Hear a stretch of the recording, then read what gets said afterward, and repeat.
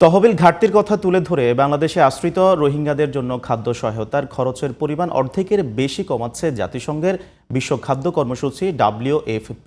রোহিঙ্গাদের পাশাপাশি আকস্মিক এমন খবরে উদ্বিগ্ন স্থানীয়রাও। তারা বলছেন, এই সিদ্ধান্তে বিপুল সংখ্যক রোহিঙ্গা দুর্ভোগের পাশাপাশি আইনশৃঙ্খলা পরিস্থিতির অবনতির আশঙ্কা রয়েছে। কক্সবাজার প্রতিনিধি ওমর ফারুক হিরো রিপোর্ট, বিস্তারিত জানাচ্ছেন সিরাজুম মনিরা। সরকারি হিসেব অনুযায়ী নোয়াখালীর ভাসানচর ও কক্সবাজারের উখিয়া টেকনাফের ৩৩টি ক্যাম্পে ১৩ লাখের বেশি রোহিঙ্গার বসবাস। এতদিন বিশাল জনগোষ্ঠীকে খাদ্য সহায়তা দিয়ে আসছে জাতিসংঘের বিশ্ব খাদ্য কর্মসূচি WFP। হঠাৎ করেই তহবিল ঘাটতির কারণে মাসিক খাবারের জন্য জনপ্রতি বরাদ্দ $12.৫ থেকে $6 নামিয়ে আনা হয়েছে। এপ্রিলের প্রথম দিন কার্যকর হবে এই সিদ্ধান্ত। এ নিয়ে রোহিঙ্গাদের মধ্যে দেখা দিয়েছে উদ্বেগ ও উৎকণ্ঠা। $12 দিত দুধ খাদ্য লই নখোলা হইতো, এখন যদি হম দিয়ে দইলে আর তো আর খোলাইব দিয়ে আনন্দ আর বেশি চিন্তা করি।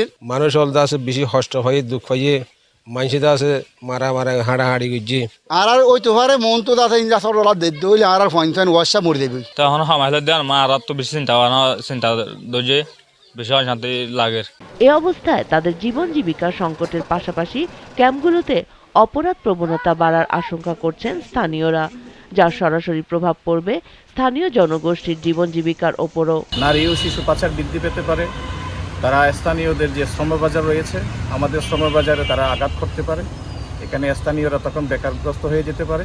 টাকা উপার্জনের জন্য, অর্থাৎ নিজেকে চালিয়ে নেওয়ার জন্য যে উপার্জনের পথটা রয়েছে সেটা নানাভাবে বেছে নিতে পারে। আমাদের যেটা সামাজিকভাবে প্রভাব পড়বে সেটি হচ্ছে চুরি, ছিনতাই, ডাকাতি বেড়ে যাবে। খাদ্য সহায়তা কমলে রোহিঙ্গাদের পুষ্টি, স্বাস্থ্য ও ক্যাম্পের নিরাপত্তা বিঘ্নিত হবে বলে জানান শরণার্থী ত্রাণ ও প্রত্যাবাসন কমিশনের এই কর্মকর্তা।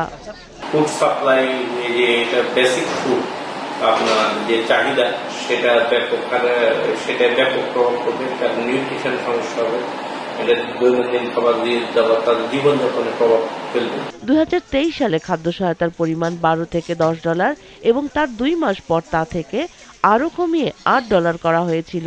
এরপর 2024 সালের জুনে সেখান থেকে বেড়ে $12.50 করা হয়। Sirajum Monira, GTV news.